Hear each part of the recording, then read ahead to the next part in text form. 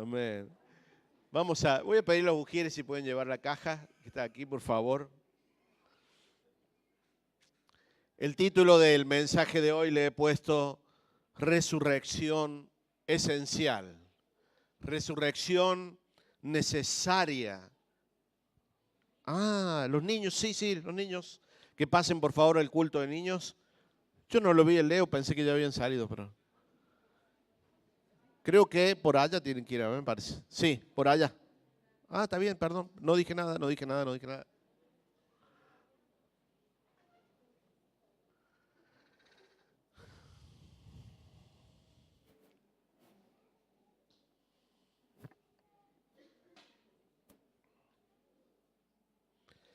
Como les dije, resurrección esencial, necesaria, imprescindible.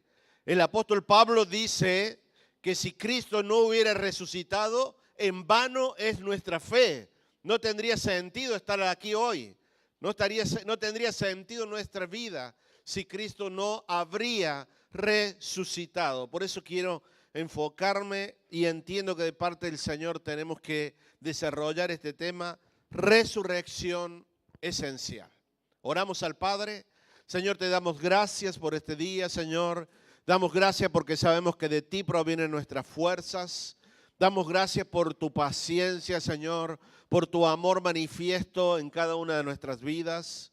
Señor, gracias porque enviaste a tu Hijo a salvarme, a limpiarme de todo pecado, Señor. Y hoy puedo estar delante de tu presencia. Hoy podemos presentarnos al trono de la gracia con confianza, Señor, sabiendo que hay oportuno socorro para nuestras vidas, Señor. Te ruego que tu Espíritu Santo nos ministre, Señor. Tu Espíritu Santo nos traiga luz, Señor, sobre la resurrección de Jesucristo. Sea revelada en nuestras vidas, Padre. Los ojos del entendimiento sean abiertos en esta mañana, Padre. Y nuestro corazón y nuestra mente pueda entender todo lo que tú tienes para cada uno de nosotros, Señor. Te lo pedimos en el nombre de Jesús. Amén y amén. En este fin de semana, en este tiempo, estamos celebrando, recordando la Pascua. El pueblo judío que no aceptó a Jesús como el Mesías, hoy celebra la Pascua bajo los rituales que fueron dados por el Señor a Moisés allá en esa salida de Egipto.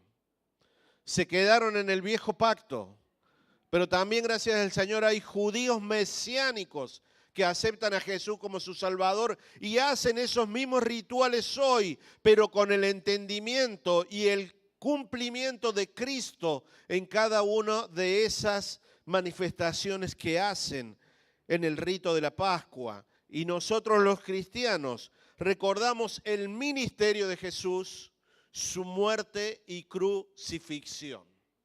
Siempre durante la obra de la cruz, Jesús derramó su sangre y esa sangre dio apertura al nuevo pacto, aquel pacto que el Señor había prometido desde Jeremías, ese pacto nuevo que Él haría con nosotros. Y Jesús dijo, esta es mi sangre, sangre del nuevo pacto. Así que cuando Jesús derramó su sangre en la obra de la cruz, dio apertura y vigencia al nuevo pacto.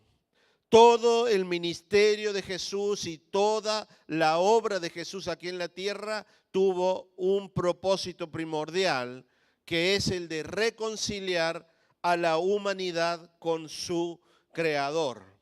Y vemos a Satanás insistentemente tratar de que ese propósito no se lleve a cabo. Desde que Jesús nació, Satanás movió a Herodes para que se matara a todos los bebés en Belén para poder matar al niño Jesús. Luego lo vemos personalmente a Satanás tentando a Jesús en el desierto, tratando de poner dudas sobre su identidad de hijo. Luego vemos cómo engañó a Pedro para que convenciera al Señor de no ir a la cruz. Finalmente vemos a Satanás entrando en Judas Iscariote para traicionar y vender a Jesús ante sus enemigos. Siempre Satanás quiso hacer que ese propósito no se cumpliera. Inclusive condujo a Jesús hacia la cruz sin darse cuenta y sin saber que en esa misma cruz donde Jesús fue crucificado, el mismo Satanás ahí iba a ser vencido. Iba a ser quitado de toda autoridad, iba a ser derrotado, desarmado y desamparado. Jesús derrotó y quitó toda autoridad a Satanás en la cruz. El hecho de la obra de la cruz no es tan solo un hecho histórico. Va más allá de todo esto. El hecho de la cruz y la obra que Jesús realizó tuvo una trascendencia que cambió la humanidad. Hay un antes y un después de la humanidad. La obra de la cruz tiene un antes y un después en las esferas espirituales. Ahora todo esto tiene sentido si Cristo ha resucitado. Si Cristo no hubiera resucitado, nada de lo que estoy diciendo tiene sentido. Por eso en el ministerio de Jesús, de reconciliarnos con el Padre, tiene un punto fundamental que es su resurrección. Y todo cristiano tiene que entender esta doctrina, porque por miles de años, miles de ateos, de humanistas han tratado de desacreditar la resurrección de nuestro Señor Jesucristo. Yo le animo que abra su Biblia en 1 Corintios 15.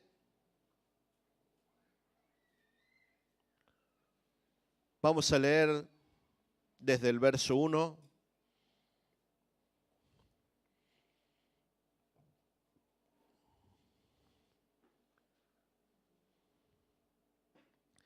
Primera de Corintios 15. Gracias por el agua helada que me trajeron. Tengo varios amigos entre los ujieres allá. Me aman todos. Dice la resurrección de los muertos. Dice aquí el apóstol Pablo, le habla a la iglesia de Corintio, y dice: además os declaro, hermanos, el evangelio que les he predicado, el cual también recibisteis, en el cual perseverás. Por el cual asimismo, si retenéis la palabra que les he predicado, sois salvos. Si no, creísteis en vano. Porque primeramente os he enseñado que lo que asimismo recibí, que Cristo murió por nuestros pecados, conforme a las Escrituras, y que fue sepultado, y que resucitó al tercer día, conforme a las Escrituras.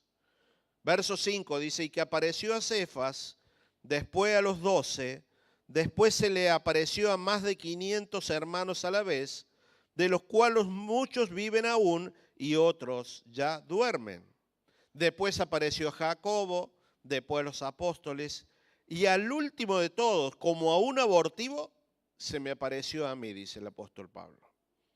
Porque yo soy el más pequeño de los apóstoles, que no soy digno de ser llamado apóstol porque perseguí a la iglesia de Dios.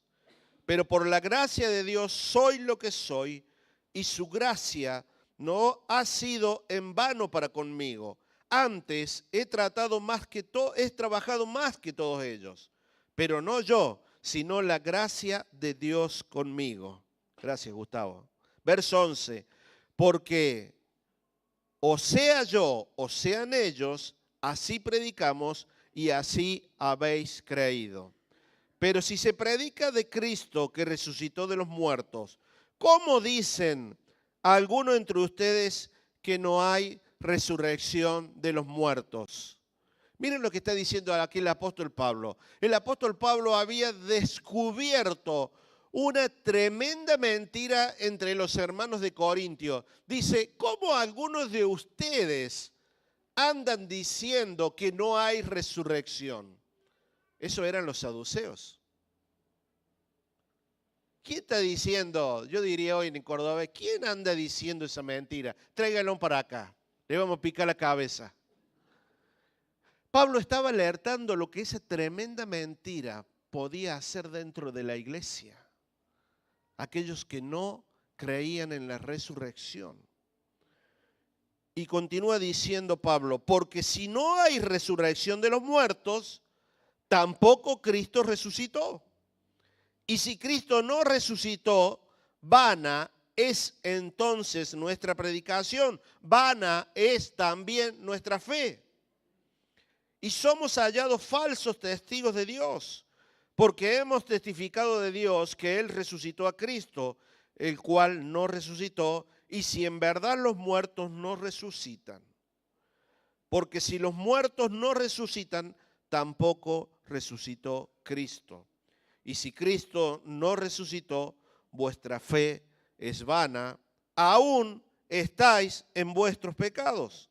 Entonces también los que durmieron en Cristo perecieron. Y si en esta vida solamente esperamos en Cristo, somos más que dignos de lástima de todos los hombres. Verso 20. Mas ahora Cristo ha resucitado, afirma Pablo. Mas ahora Cristo ha resucitado de los muertos, primicias de los que durmieron es hecho. Porque por cuanto la muerte entró por un hombre, también por un hombre la resurrección de los muertos. Porque así como en Adán todos mueren, también en Cristo todos serán vivificados. Amén. Pablo se tuvo que parar frente a su iglesia y erradicar esta tremenda mentira. Porque sabía las consecuencias si esa mentira se propagaba. Y yo quiero, con la ayuda del Espíritu Santo, que todos podamos tener hoy una mayor revelación de lo que significa la revelación de la resurrección. Parece un juego de palabras, pero es tremendo, hermano, cuando vos entendés la revelación de la resurrección. ¿Por qué? Porque si Cristo no hubiera resucitado, dice, ninguno de nosotros tendríamos hoy vida eterna. Tampoco nuestros pecados no habrían sido perdonados. Seguiríamos en una condición de perdición. Si Cristo no hubiera resucitado, el cristianismo sería tan solo una religión más, sin poder resolver los problemas de la humanidad. Si Cristo no habría resucitado, no podríamos creer en ninguna de las palabras que están aquí escritas, ni siquiera en sus promesas. Porque Jesús dijo varias veces en su ministerio que Él moriría, pero al tercer día resucitaría. Si Cristo no hubiera resucitado, nuestra vida terminaría con la muerte. Y hoy estaríamos como millones de personas diciendo, después de esta vida no hay otra. O estaríamos en ese famoso lema que dicen, comamos y bebamos porque mañana moriremos. Si Cristo no hubiera resucitado, tan solo habría sido un profeta más. Pero el apóstol Pablo afirma y nosotros afirmamos que Cristo ha resucitado, que es el Hijo de Dios y está sentado a la derecha de Dios Padre intercediendo por nosotros. Amén. Sí, Señor, Él ha resucitado. Denle un aplauso con ganas si lo va a aplaudir el Señor. Amén. Porque hemos conocido la verdad de que podemos aplaudir. Porque conocemos la verdad, tenemos la certeza de lo que Cristo ha hecho en nuestras vidas. Ninguna mentira puede engañarnos, porque hemos conocido la verdad y esa verdad nos ha hecho libres, dice Juan. Porque Cristo ha resucitado, es que debemos creer en todo lo que Él dijo. Porque con la resurrección se comprueba que Cristo era lo que Él dijo que era. El Hijo de Dios. Porque con su resurrección, Cristo venció a las tinieblas y le quitó toda potestad. Porque con su resurrección, Cristo transformó un trono de juicio en un trono de gracia abundante para todos nosotros. ¿Puede decir amén en esto? ¿Se da cuenta la diferencia en predicar la resurrección y en no predicarla? Nuestra fe habría sido en vana, como dice el apóstol Pablo. Yo quisiera simplemente en esta mañana marcar 3 conceptos principales para poder entender la resurrección, el significado de la resurrección, lo que afirma cuando Cristo es resucitado por el Padre. Primer punto, en su resurrección cumplió Jesús todo lo que tenía que cumplir. En su resurrección cumplió todo lo que tenía que cumplir. Vamos a buscar en Mateo 5, verso 17.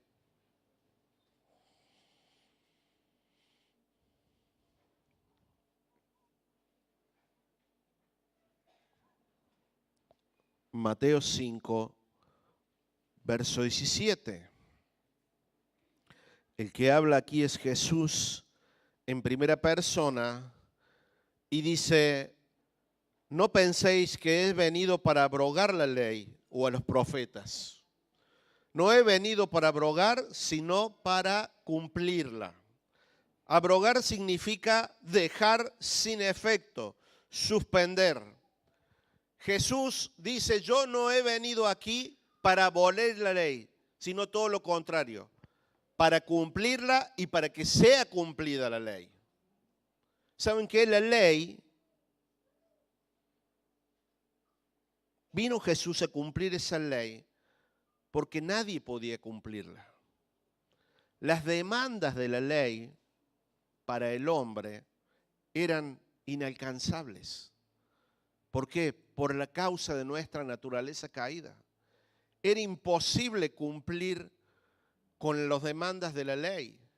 Hace poquito escuchaba un mensaje que hablaba el amor antes del nuevo pacto y el amor después del nuevo pacto.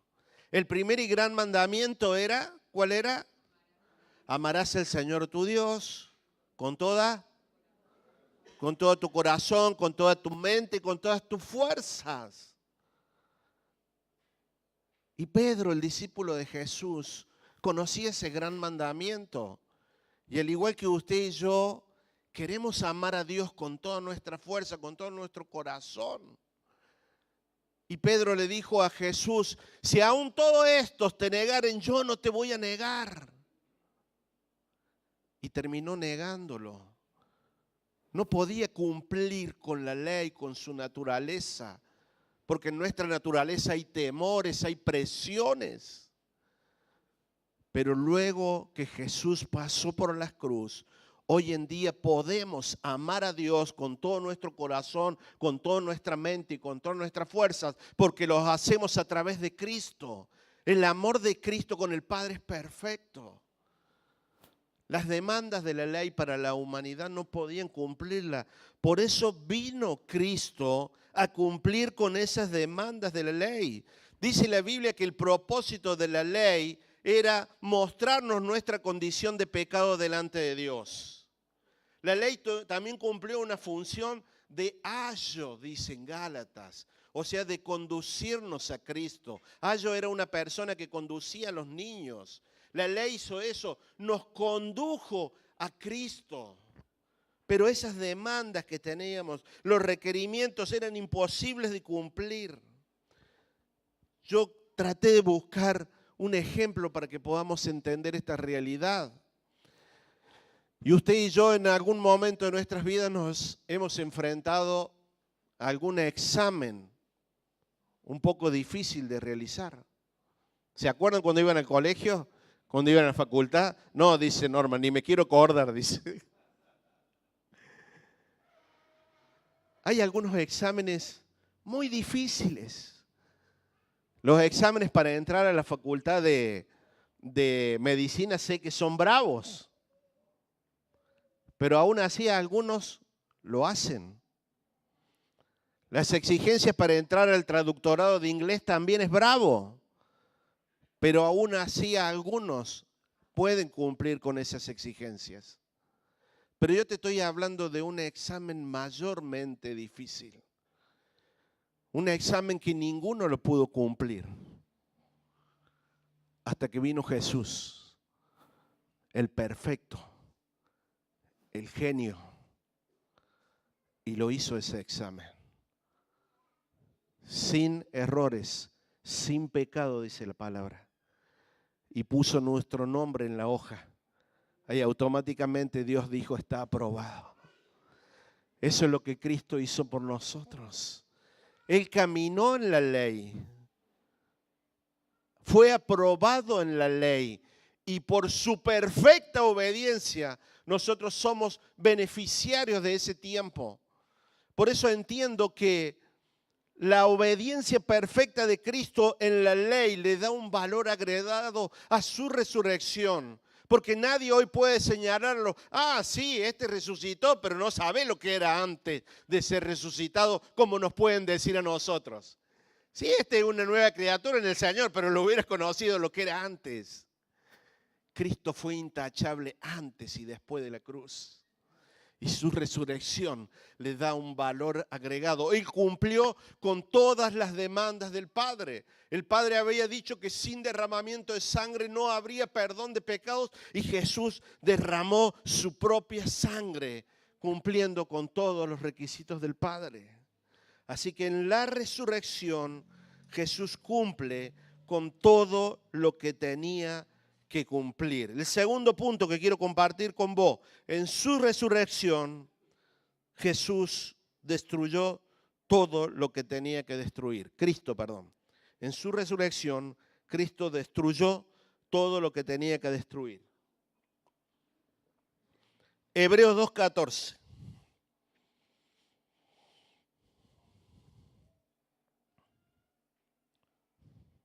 Hebreos 2:14.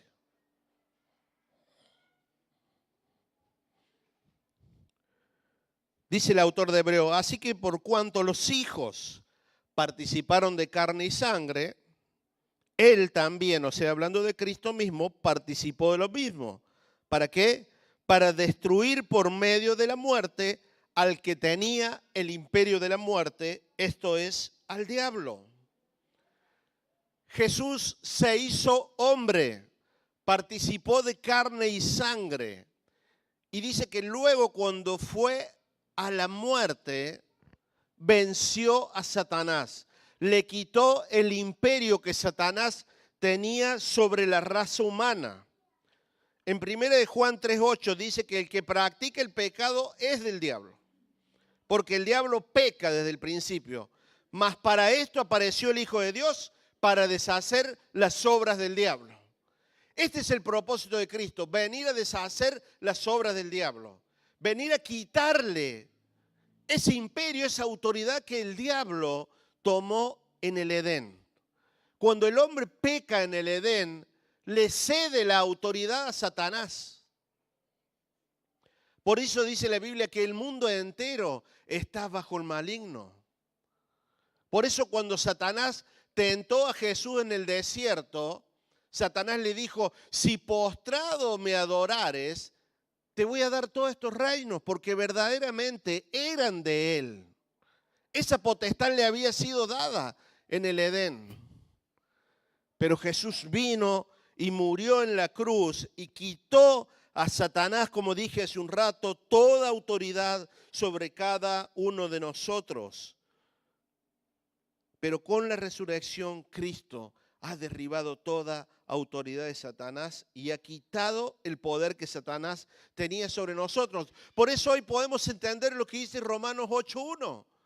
Dice que ninguna condenación hay sobre los hijos de Dios, porque ya Cristo la quitó en la cruz. Le sacó esa condenación que había sobre nosotros a Satanás. En Romanos 6 dice que el pecado no se va a enseñorear de nosotros. Pero no por nosotros, es porque la obra de la cruz, cuando Cristo murió, arrebató ese poder a Satanás y dice que lo exhibió públicamente. Le quitó toda autoridad. Si estamos en Cristo, somos más que vencedores, dice la palabra. por medio de aquel que nos amó. Somos más que vencedores. A mí me hubiera gustado tener un hermano mayor que me defienda en lo biológico. Muchas veces me las tuve que aguantar solo. Pero qué lindo tener un hermano mayor que te defienda, ¿no? Y hoy entendemos que espiritualmente tenemos ese hermano mayor, que ya peleó por nosotros, que ya nos defendió, que ya quitó toda condenación que hay sobre nuestras cabezas y nos ha hecho primogénitos junto con Él, entre muchos, dice la palabra. Jesús vino y rompió todo lo que tenía que romper. Cristo quitó toda amenaza sobre nuestras vidas y nadie puede atemorizarnos porque estamos en Cristo.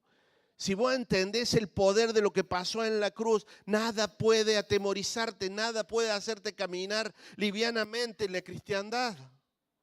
Cuando Jesús dijo, consumado es, se consumó todas las demandas del Padre, hizo todo lo que era necesario. Ningún sacrificio hoy nosotros tenemos que hacer porque Él fue el sacrificio perfecto. Y a través del sacrificio perfecto, Él quitó las llaves a las tinieblas de toda autoridad. Entonces recordemos primeramente, Él cumplió con todas las demandas que tenía que cumplir. Y Él rompió con todo lo que había que romper. Él vino a deshacer las obras del diablo. Él vino a quitarle esa autoridad que se le había sido concedida a Satanás. Y tercero, en la resurrección recibimos todo lo que Jesús vino a darnos. ¿Qué vino a darnos Jesús? Vida eterna. Vamos a leer en Juan 10:10.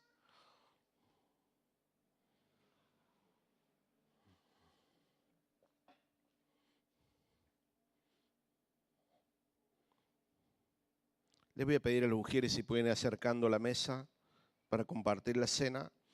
Juan 10:10 dice, el ladrón no vino sino para hurtar, para matar y destruir, pero Jesús dice, yo he venido para que tengan vida y para que la tengan en abundancia. Jesús ya nos ha redimido de una vida escasa. Jesús nos ha redimido de una vida pobre. Jesús nos ha redimido de una vida devaluada. Jesús no quiere que estés vencido. Y no te estoy presentando un evangelio barato, te estoy presentando que tenés que entender toda la realidad de esa vida abundante que Jesús vino a darte. Si Jesús no hubiera resucitado, nosotros no podríamos disfrutar de esa vida abundante, pero Jesús sí ha resucitado. La vida abundante debe ser una realidad en nuestras vidas. Es por fe, pero tiene que ser una realidad en nuestras vidas. Recordaba cuando preparaba esto hace un tiempo, una hermana de varios años que asistía a la iglesia, le manifestaba a la pastora Claudia su preocupación porque sus hijos no venían al Señor. Y nosotros que conocíamos de la vida de esta hermana, le dijo a Claudia, es que vos no manifestás una vida para que tus hijos sean atraídos a Cristo. A veces los pastores nos tocan estas cosas duras de decir, ¿no? Pero por amor tenemos que decirlo.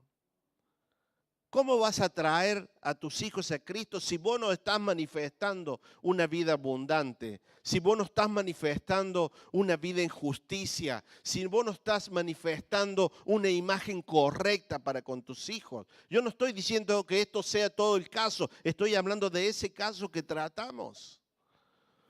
Hermanos, la mejor manifestación de una vida abundante es nuestra propia vida. Es la carta que la gente lee todos los días. La Biblia que las gentes que nos rodean leen todos los días es nuestra vida. Por eso insisto que la vida abundante tiene que ser una realidad en nosotros. Y si no la estamos viviendo, si no las estamos experimentando, tenés que clavar tus rodillas delante de Dios y decirle, Señor, ¿qué pasa que no tengo esa vida abundante? ¿Qué pasa que no la estoy viviendo? ¿Qué pasa que no te puedo expresar, Señor? Y en esa oración genuina al Padre, Él te va a revelar ¿Por qué está detenida esa vida abundante?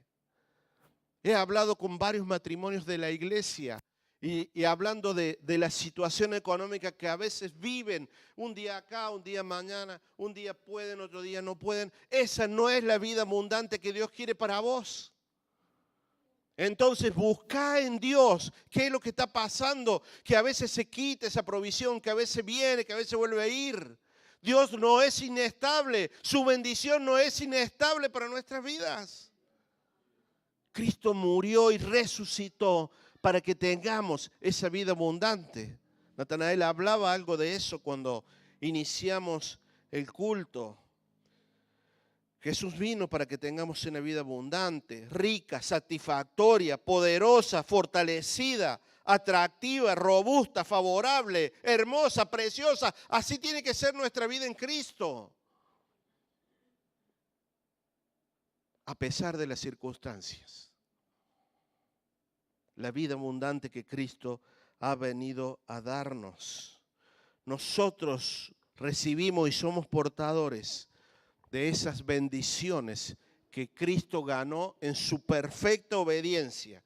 Y a causa de su justicia, dice la palabra, nosotros hemos sido justificados delante del Padre. Somos aceptos en el amado. ¿Sabe por qué? Porque Cristo fue amado. Somos más que vencedores. ¿Por qué? Porque Cristo es el que ha vencido. Somos herederos. ¿Por qué? Porque Cristo es el primogénito de entre muchos. Todo es por Cristo. Por eso Jesús se paró frente a esas dos mujeres cuando había muerto Lázaro y le dijo, yo soy la resurrección y la vida. Porque sin resurrección no habría vida. Es un versículo que lo usamos mucho en los funerales, ¿no es cierto? Para recordar la esperanza que tenemos, que un día seremos resucitados con Cristo a una vida eterna. Pero también en este tiempo aquí en la tierra vino Dios a darnos una vida abundante. ¿Saben qué? La religión a veces nos lleva a tener una relación con un Dios muerto.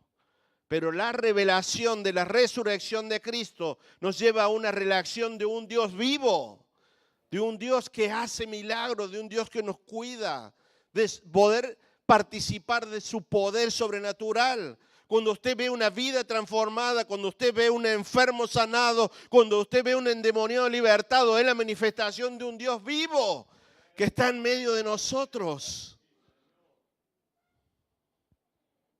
Su voluntad es perfecta y agradable para cada uno de nosotros. Y así como es agradable y perfecta su voluntad, así también fueron las perfectas de Jesús, sus palabras cuando dijo que Él ha venido para que tengamos vida y vida en abundancia cada uno de nosotros. ¿Saben qué? En su resurrección Jesús cumplió con todo lo que tenía que cumplir. En su resurrección, Cristo destruyó todo lo que tenía que destruir y en su resurrección recibimos todo lo que tenemos que recibir. Estas son las tres realidades que tenemos que entender de la resurrección de Jesucristo. ¿Saben qué? Los autores de los libros de los evangelios defendieron esta verdad. Los cuatro escribieron sobre la resurrección y estuvieron dispuestos a defenderlo con su vida, esta verdad. Yo le invito a ponerse de pie a todos aquellos que son bautizados por inmersión y podamos participar de la cena del Señor.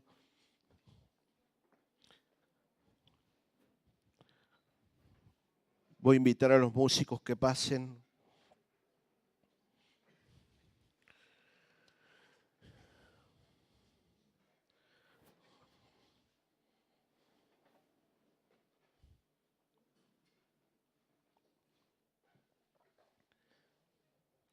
Tengo un último versículo para compartir con ustedes, pero voy a necesitar de toda su atención.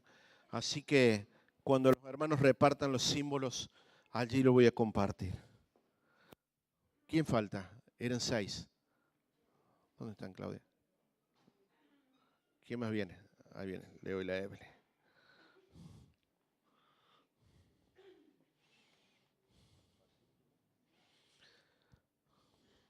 Sí, repártanla, por favor.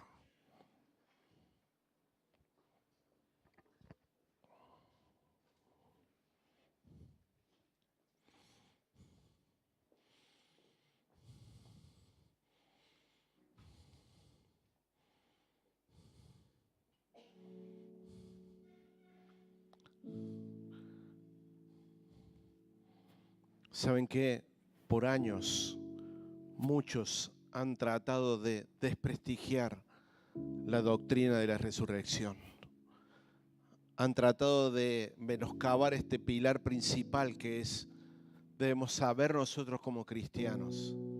¿Saben qué? La obra de la cruz es una obra de amor, pero la resurrección de Jesús es una manifestación de su poder. Y dice la palabra de Dios que Él nos ha hecho partícipe de ese poder. Él nos ha dado autoridad para hollar serpientes y escorpiones. Nos ha dado la posibilidad de poder mirar desde Sión, de poder ver la realidad como Dios la ve y no como nosotros la vemos. Pero todo eso está encerrado en el espíritu de poder que levantó a Jesucristo desde los muertos. Romanos 8:11 dice: y si el espíritu de aquel que levantó de los muertos a Jesús mora en vosotros, el que levantó de los muertos a Cristo Jesús vivificará también vuestros cuerpos mortales por su espíritu que mora en nosotros. Si aquel espíritu, dice, que levantó a Jesús de entre los muertos mora en nosotros, va a vivificar en el día que el Señor venga a buscarnos a estos cuerpos mortales. Muchas veces he orado de esta forma al Señor, que ese espíritu de resurrección traiga vida en mi vida a todo lo que está muerto. Si vos estás orando por algún pariente, por algún amigo, por algún hermano, y cada vez lo ves que está más en el barro, y cada vez lo ves que está peor, podés orar de esta forma al Padre. Señor, que ese espíritu que trajo vida a Jesucristo lo traiga ahora por este que está en el muerto en sus delitos y pecados. Y ese espíritu le traiga vida, los levantes, los vivifique para una nueva vida y una vida abundante como Jesús estableció para cada uno de nosotros. El poder entender todo lo que significó que Cristo resucitara nos va a ayudar a entender también la eternidad, porque un día nosotros también seremos resucitados con Él. Hay una gloriosa verdad que no nos cansamos de repetir. ¿Ya todos tienen los símbolos? Normi, ¿falta alguien o no? Cristo murió por nuestros pecados. Él quitó el pecado de nuestras vidas. Nos sacó del reino de las tinieblas y nos trajo al reino de la luz. Nos sacó de una posición de pecado y nos dio una posición en su reino. Esta verdad tan gloriosa tenemos que recordarla cada vez que participamos de estos símbolos. Nuestra condición era de pecado, era de perdición, era de muerte. Y Él nos tomó por amor de esa condición y nos puso en su reino, en su amado reino donde Él es rey. Pero todo eso fue posible porque Él un día resucitó, porque Él venció a la muerte. ¿Qué vas a hacer con eso? ¿Qué vas a hacer con esta verdad? Si podés entenderla, qué mejor que manifestar esa vida abundante, esa vida resucitada en cada uno de nosotros. La Pascua no se trata de un huevito, no se trata de una comida. La Pascua se trata de recordar que fuimos esclavos, pero el Señor nos trajo a la luz. Se trata de recordar que hoy es el domingo de resurrección y porque Cristo resucitó, Él vive y nosotros vivimos. Señor, te damos gracias por esta copa, Señor, que representa tu sangre, Señor, vertida en la cruz. Damos gracias por este pan que representa tu cuerpo, Señor, que fue molido, Señor, que fue desarmado, Señor, pero entendemos que fue la mayor obra de amor por nosotros, por cada uno de nosotros. Es el precio que tenías que pagar para sacarnos de nuestra condición de pecados. Eran las demandas del Padre, que tu sangre sea derramada, Señor. Y tú lo hiciste por amor, Señor.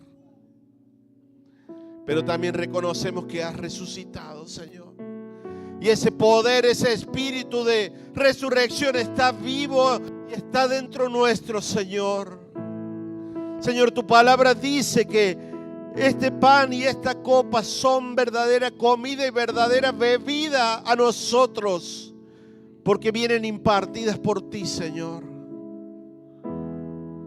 Señor, que al recibir esta copa y al recibir este pan, seamos partícipes de tu naturaleza, Señor, y podamos tener un mayor entendimiento de tu resurrección, Señor. Que podamos así, a través del poder del Espíritu Santo, Señor, manifestar tu gloria, manifestar tu persona, Señor, y gritarle al mundo entero que tú estás vivo, Señor, que tu tumba está vacía, Dios. Participemos juntos del pan en el nombre de Jesús.